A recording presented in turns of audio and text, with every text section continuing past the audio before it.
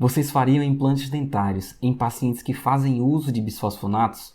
Bem, meu nome é Vitor Diniz. Eu vou mostrar hoje aqui para vocês o que eu penso sobre esse assunto. Aí eu vou mostrar o que a evidência nos mostra para vocês decidirem qual a melhor conduta frente a esses pacientes.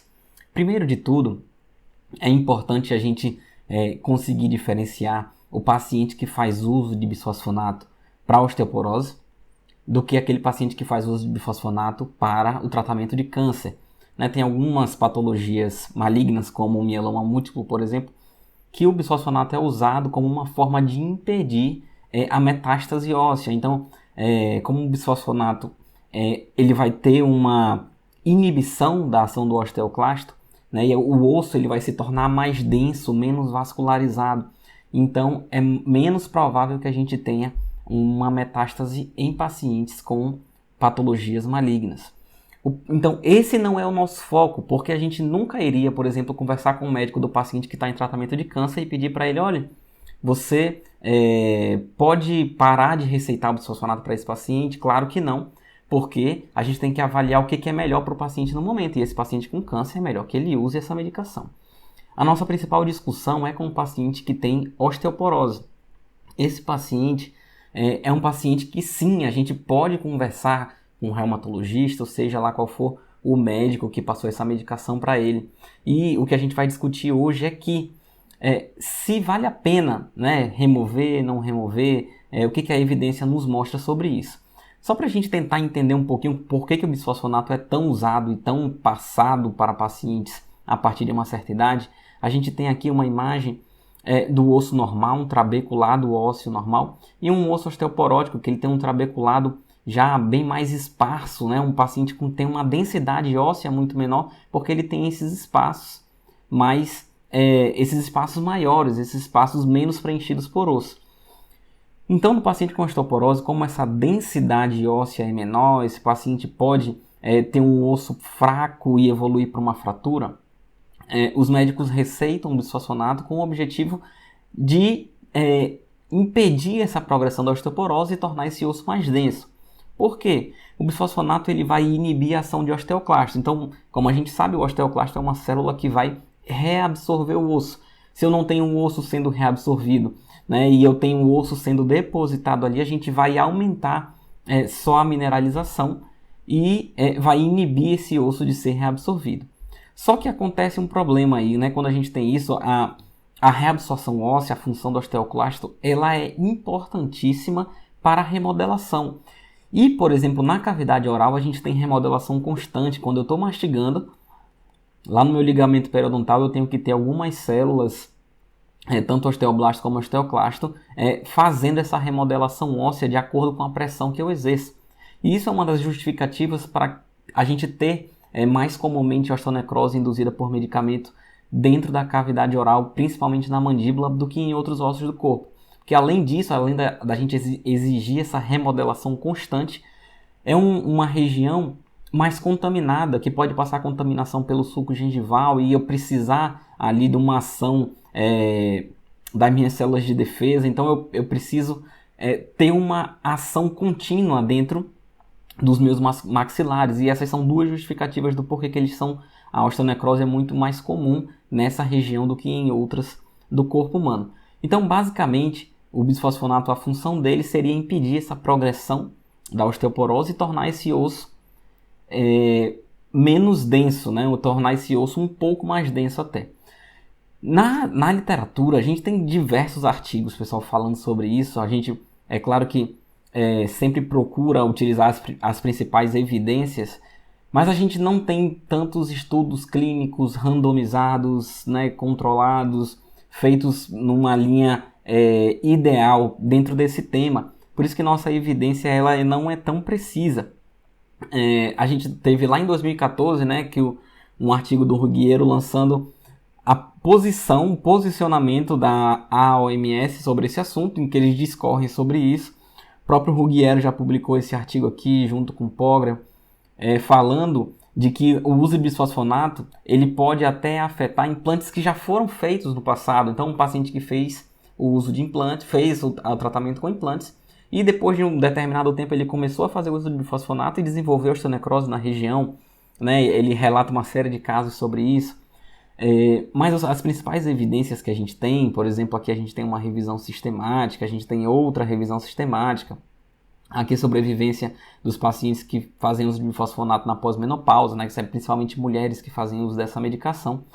E esses artigos, apesar deles não terem, não usarem, por exemplo, as revisões sistemáticas, elas não usam somente estudos randomizados e controlados com aquele nível que a gente deseja, é o que a gente tem de evidência hoje, tá bom? Inclusive, esse último estudo aqui, que ele faz uma avaliação das revisões sistemáticas, né, que já foram feitas, né, que ele quer avaliar a evidência dessas revisões. Nesse estudo ele cita que as revisões sistemáticas que já existem atualmente, todas elas têm um baixo nível de evidência, porque os estudos clínicos que elas incluíram nos seus estudos, eles não são estudos com um alto nível. Então, apesar da revisão sistemática ela estar quase no topo da pirâmide, abaixo da meta-análise só, mas ainda assim, quando ela não inclui estudos confiáveis dentro dela, ela também não se torna tão confiável assim. Mas, né, porém, entretanto, isso é o que a gente tem de maior evidência hoje sobre esse assunto. E praticamente todos esses artigos, eu digo praticamente todos porque existem algumas exceções, eles nos dizem que a chance de um paciente desenvolver osteonecrose induzida por medicamento, né, ela é semelhante em um paciente que faz uso de bisfosfonato do que um paciente que não faz uso de bisfosfonato. Então, inclusive esse artigo que eu vim comentando, que ele faz uma avaliação das revisões sistemáticas, eu só fiz transcrever a frase deles. A evidência científica disponível demonstra que pacientes com histórico de uso de bisfosfonatos não apresentam maior risco de falhas ou perda óssea marginal quando comparados aos que não usaram a medicação. A literatura sugere que pacientes que se submeteram a um trauma cirúrgico durante a instalação de implantes dentários podem ser mais suscetíveis à osteonecrose dos maxilares induzidos por bifosfonatos. E aí eu pergunto, qual é o paciente que vai se submeter a um implante dentário que não vai ter um trauma cirúrgico? Todo paciente vai ter um trauma cirúrgico. Né? Se eu vou fazer uma incisão, vou fazer um preparo ósseo, mesmo que eu irrigue bem, eu estou causando um trauma cirúrgico que vai exigir uma remodelação intensa da região.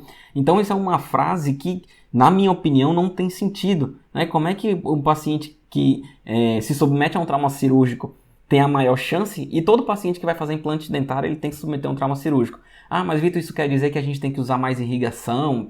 Tudo bem, eu concordo. Mas eu não concordo com a frase em si. Por isso que eu acho que as evidências nesse tema elas são ainda muito falhas, tá bom? Mas, para deixar claro, a gente não tem hoje uma evidência, né, que contraindique de forma absoluta o uso de implantes dentários em pacientes que fazem uso de bifosfonatos. Então, o paciente que chega, faz uso de bifosfonato, seja lá o tempo que for, 3, 4, 5 anos, e o cirurgião, o implantodontista, faz o procedimento, ele não está errado e ele está respaldado pela literatura. Mas, na minha opinião, na minha conduta dentro do consultório, eu não faço.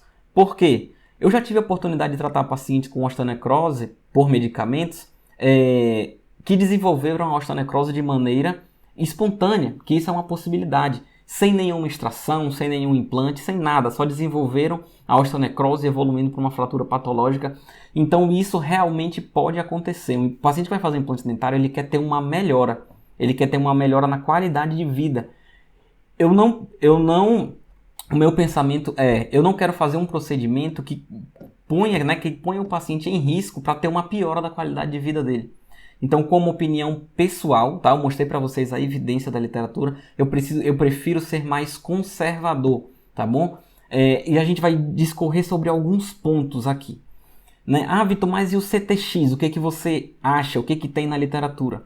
Né? Lá, quando Marx falou sobre o CTX, ele realmente pareceu uma coisa bem interessante, né? Porque o CTX ele é um metabólito do osteoclasto. Então, é basicamente quando o osteoclasto está funcionando, esse metabólito é liberado na corrente sanguínea. Então, quanto mais alto esse metabólito tivesse, maior era a possibilidade de estar havendo remodelação óssea e do meu osteoclasto estar com uma função normal. Então, ele graduou isso aqui como maior que 150 picogramas por ml, paciente de baixo risco, porque se eu tenho muito CTX é porque o osteoclasto está funcionando. 100 a 150 médio risco e menor que 100 alto risco. Por quê? Eu teria uma baixa quantidade de CTX, o cetelopeptídeo, e então o meu osteoclasto estaria funcionando pouco e liberando pouco metabólito. Esse paciente aqui teria uma maior chance de desenvolver uma osteonecrose induzida por medicamento. Então isso aqui é uma referência que a gente tem, é praticamente o único exame laboratorial junto com o NTX, que é a mesma coisa só que num exame de urina, para a gente avaliar esses pacientes. Só que, mais uma vez, dificilmente a gente encontra alguma evidência na literatura de que essa correlação ela é real, né? De que quanto maior o meu CTX, menor a chance de osteonecrose, ou quanto menor o CTX, maior a chance de osteonecrose. A literatura normalmente não consegue mostrar essa associação, essa correlação de uma maneira forte. Então, mas Vitor, você pede dos seus pacientes? Eu peço. Tá? Por quê? Porque é o único exame laboratorial que eu tenho de referência. Né? Qual é o outro exame que eu poderia adotar? Eu não tenho um outro exame, então seria realmente o CTX o exame que eu adoto como referência nos pacientes. Alguns outros pontos, né, que a gente...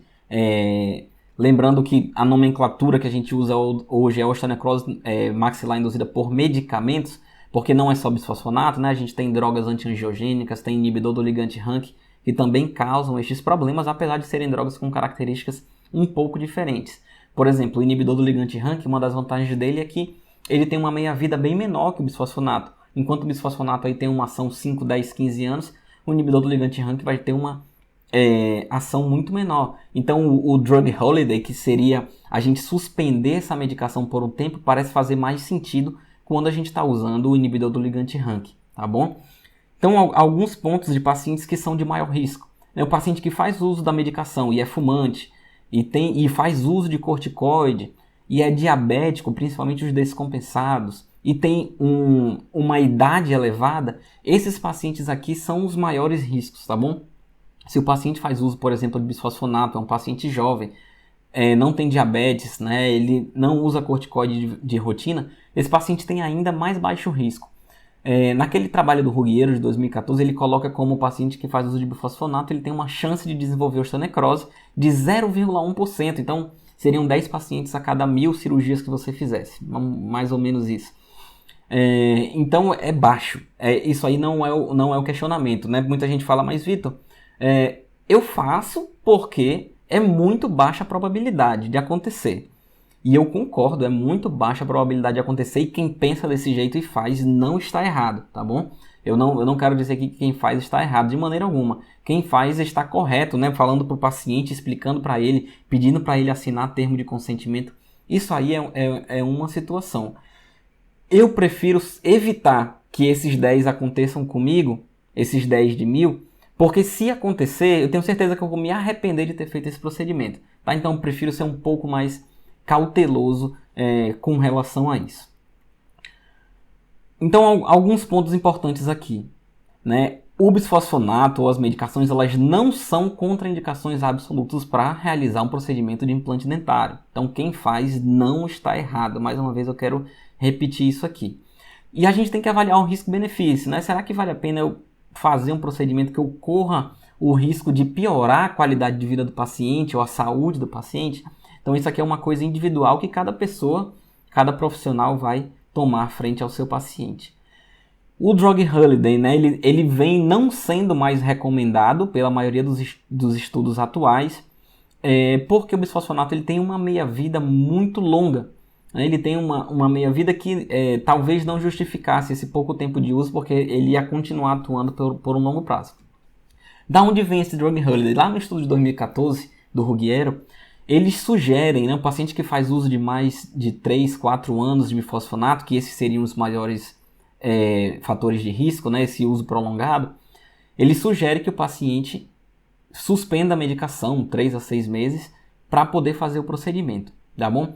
Isso não vem encontrando muito suporte na literatura, tá? Então, não é uma coisa que vem acontecendo, né, e vem sendo revelado como relevante dentro da evidência científica. Mas, né, se eu imaginar que eu posso falar com o reumatologista para ver se ele pode usar uma outra medicação nesse paciente, né, e para controlar essa osteoporose, por exemplo, né, e eu deixo de usar o bisfosfonato, isso me parece fazer sentido sim, né? Um sentido da gente raciocinando, um sentido lógico nesse aspecto. Então, eu como rotina, eu costumo conversar com o médico e ver a possibilidade de troca de medicação. Se ele tiver como trocar, eu aguardo, né? Peço o CTX com 6 meses para ver se há melhora. Por quê? Eu tenho como avaliar o parâmetro clínico, né? Se eu pedir um CTX no paciente no tempo zero e eu pedir com 6 meses depois que ele deixou de usar a medicação, eu consigo ter uma ideia do quanto que o osteoclasto começou a funcionar nesse tempo, qual é a mudança, se houve mudança ou não.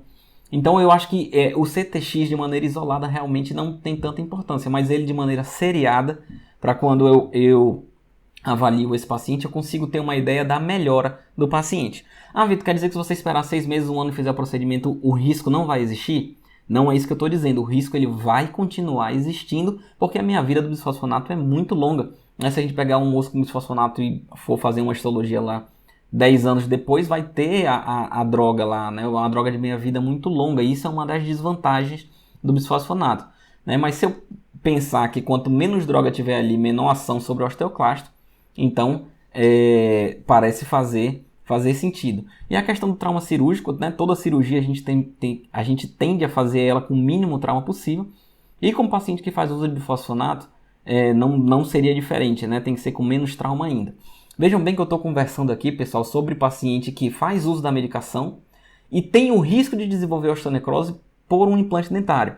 É diferente do paciente que chega no meu consultório ou num serviço de referência com uma osteonecrose instalada e que precisa de tratamento para aquilo. Né? Se o paciente chega com uma necrose, infecção, fratura patológica, não tem discussão, não tem CTX, não tem nada. Ele vai para a cirurgia para resolver aquele problema, tá? De maneira imediata, remoção do sequestro ósseo e, se tiver fratura, a instalação da placa. Então são coisas diferentes. Meu foco aqui é falar do paciente que não tem a doença, não tem a osteonecrose, mas ele tem um risco de desenvolver. Né? E são esses pacientes que eu trataria dessa forma. E eu venho deixar uma frase aqui no final, que é uma frase de um neurocirurgião, que diz assim: mais importante que saber operar é saber quando não operar. Essa frase eu tento levar ela para a minha vida profissional, porque são nas contraindicações de procedimentos que a gente consegue minimizar as nossas complicações. E é principalmente usando essa frase aqui que eu levo minha conduta frente aos pacientes que fazem uso de bisfosfonatos ou qualquer medicação que possa levar a uma osteonecrose, como o inibidor do ligante RANKI, que seria o denosumab, ou uma droga antiangiogênica, que seria o bevacizumab, por exemplo. Espero que vocês tenham gostado do vídeo, pessoal. Se inscrevam no canal, deixem sua curtida aqui e até a próxima.